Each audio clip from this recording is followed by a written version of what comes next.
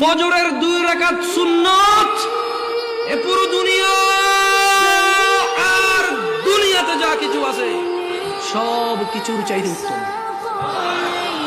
তাহলে যে 2 রাকাত সুন্নত পৃথিবীর চাইতে উত্তম, ওই 2 রাকাতের সুন্নতের পরে যে 2 রাকাত ফরজ রয়েছে, এই ফরজের আল্লাহু আকবার কি দিয়ে মিটাবা?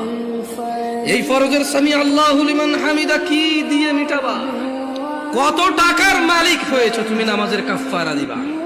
যেখানে সুন্নত 2 রাকাতের মূল্য পুরো পৃথিবীর সমস্ত সম্পদ বিক্রি করে যদি একটা স্বর্ণ কিনা হয়, ওই স্বর্ণকে যদি এক পাল্লা রাখা হয়, আর ফজরের 2 রাকাত সুন্নতকে যদি এক পাল্লা রাখা হয়, ফজরের 2 রাকাত সুন্নত ভারী।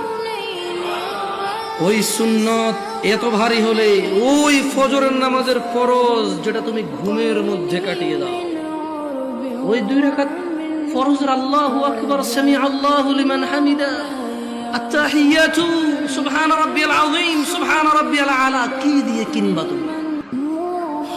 কি কয় টাকার মালিক হয়েছে যে 2 রাকাত সুন্নতই পুরো পৃথিবীর চাইতে উত্তম?